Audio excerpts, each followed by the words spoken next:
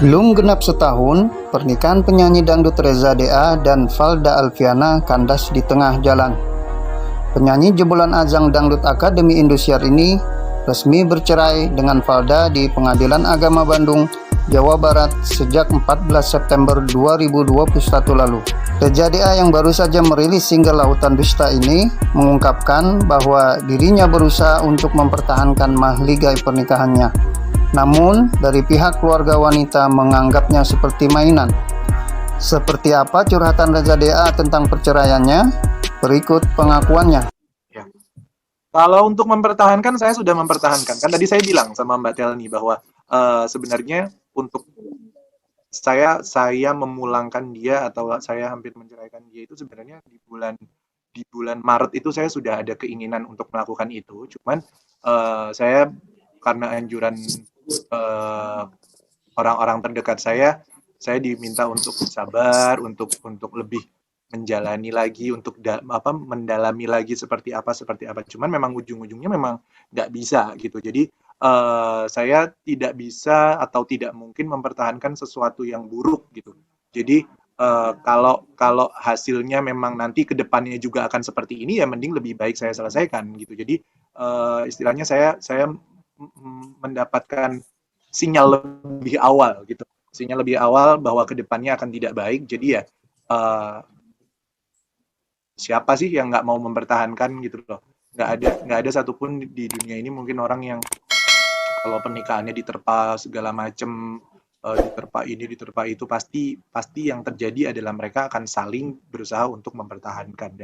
Dan saya adalah orang yang berulang kali berusaha untuk mempertahankan, tapi dari pihaknya beliau seperti mainan gitu loh. Jadi kayak yang sabodo gue mau ngelakuin ini lagi, ntar marah nggak, gue mau bikin lagi ntar marah. Jadi kayak sengaja menguji kesabaran saya, yang akhirnya memang ya saya kalau orangnya memang udah, saya berprinsip. Jadi memang kalau kalau kamu nggak bisa hidup sama saya, ya buat apa dilanjutkan gitu. Dan untuk proses ta'aruf, seperti yang tadi Eje bilang juga sama Mbak Telni, untuk kedepannya mungkin jalan ta'aruf tidak lagi saya pilih, tapi bukan berarti saya menghalalkan proses pacaran yang apa ya, yang zaman sekarang banget gitu, yang peluk-pelukan lah, yang cium-ciuman, yang gandengan, yang apa-apa, yang gendong-gendongan, enggak.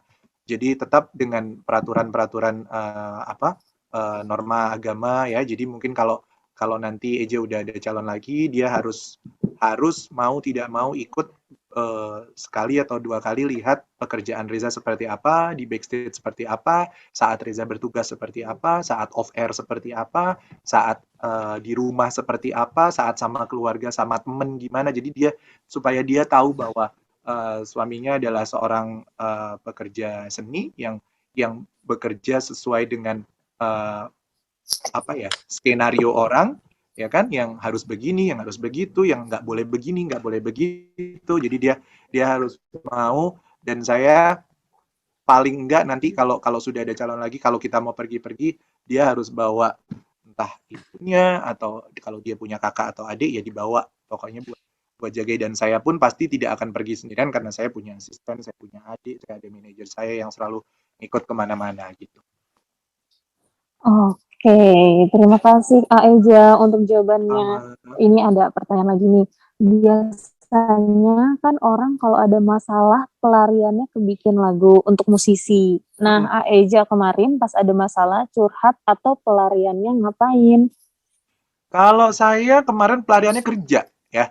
Jadi Eja justru malah kerja. Dan jadi bisa dibilang kemarin beberapa bulan terakhir kemarin Eja benar-benar produktif banget, yang bisa sampai 10 hari aja nggak ada di rumah dan hidupnya di jalan, cuma di mobil doang.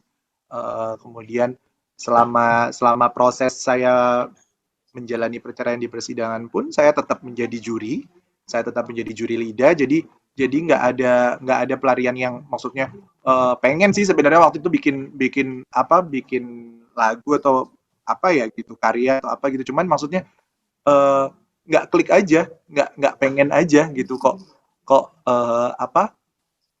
sayang gitu ya, kayaknya bikin karya yang buat buat nyampe-nyampein diri, terus mikirin dia gitu maksudnya. Jadi kayak enggak lah, udah kerja aja, kerja normal aja, jadi juri, terus juga off air, juga kemarin bikin kolaborasi dengan berbagai macam apa namanya konten kreator yang kita bikin apa namanya cover-cover, terus syuting video klipnya sampai berhari-hari, terus ada juga motivation class dan lain-lain. Jadi Eja lebih seneng pelariannya Eja pakai kerja gitu.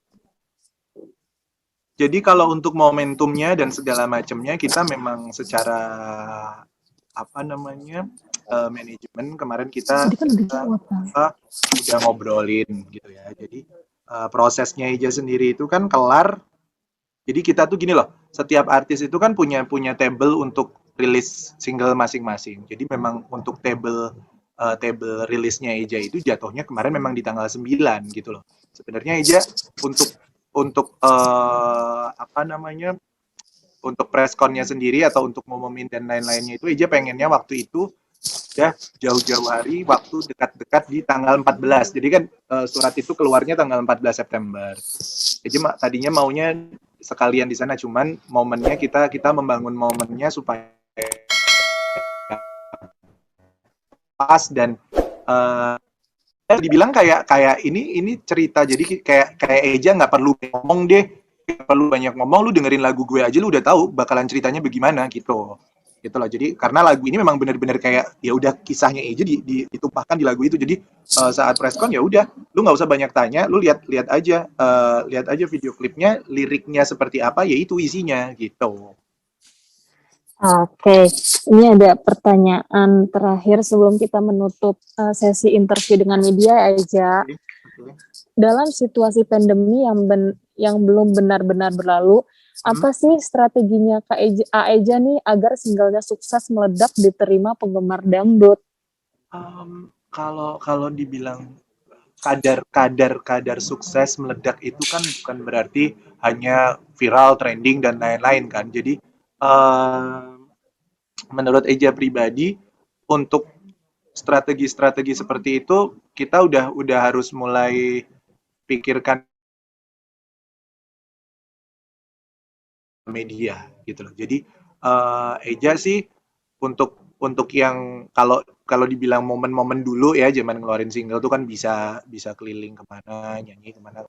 Kalau sekarang kan mungkin masih terbatas, sudah boleh tapi masih terbatas. Jadi kayak yang Eja harus tetap memilih-milih nih, oh ini cocok nggak ya kira-kira kalau aku promoin lagu di sini. Jadi begitu. Jadi pintar untuk mengolah lagunya, pintar untuk mengolah momen untuk men-share itu ke sosial media. Of course kita kan punya fans dan ya apa namanya fans kita adalah seperti bola yang kita inin aja, kita gelindingin gitu. Jadi mereka yang terima, mereka yang nyebarin sendiri seperti itu. Dan tugas kita artis idola sebagai public figure, seorang pekerja seni ya kita terus aja bikin karya.